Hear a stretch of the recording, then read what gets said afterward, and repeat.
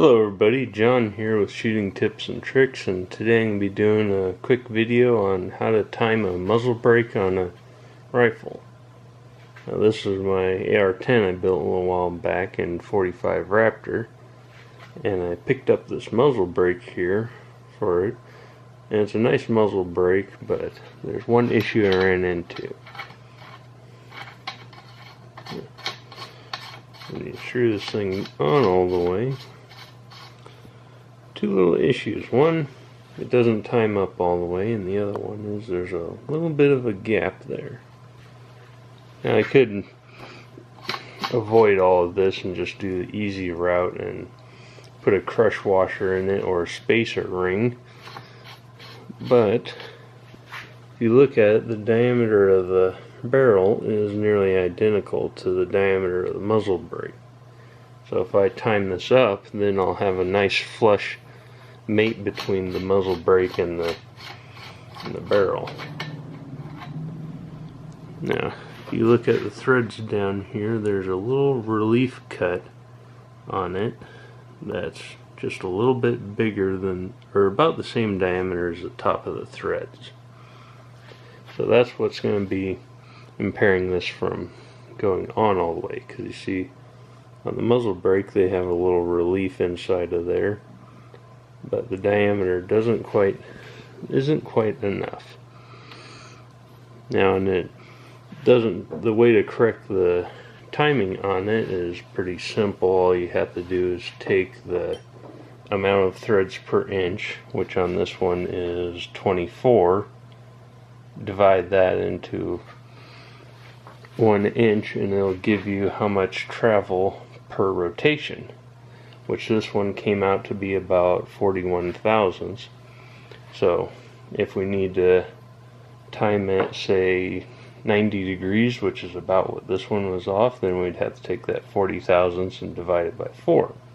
So it'd be about 10 thousandths. Alright, let's get to it. Alright, here we are set up in the lathe, and now the first thing we're going to do is run our cutter right up to the face of this, like so, until it's just touching right there. And then we'll take and zero our dial so we'll know exactly how much we're cutting off. Now we can back it off and start removing material.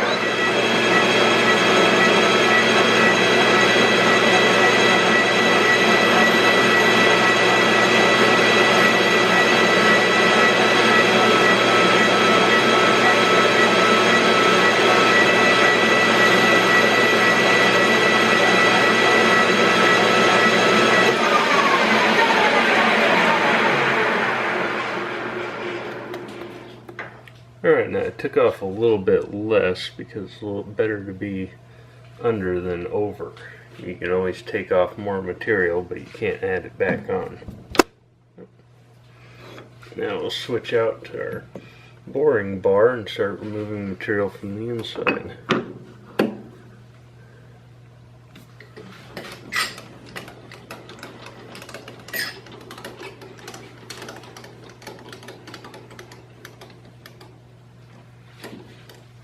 And for that, we're going to be doing the same thing. We'll run our cutter until it touches the wall here, and check our dial, zero it out. This one we're only going to need to take off a very minute bit. It's just enough so it slides over that little raised spot. Move it in, and we're going to start cutting.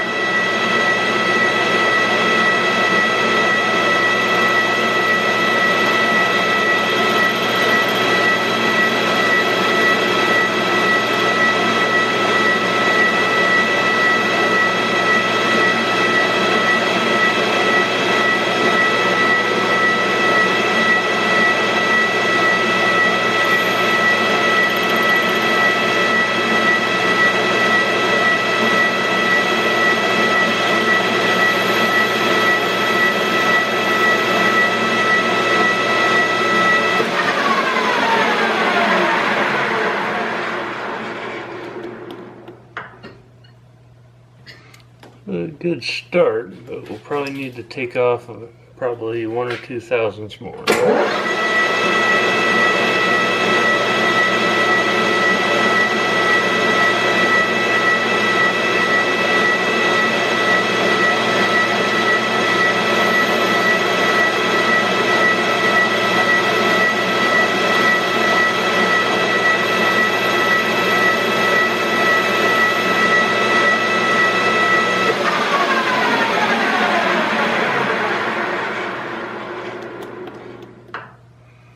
Alright, there we go. Should be enough. Alright, here we are. And here we got the muzzle brake. After cutting it, we actually have a inside relief there that's actually a little cleaner than the factory one. So now we'll stick it on and see how it matches up.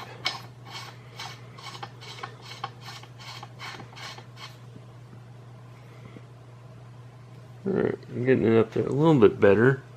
We still have a bit of a lip there, but when we snug it up, it's sitting not quite 90 degrees off.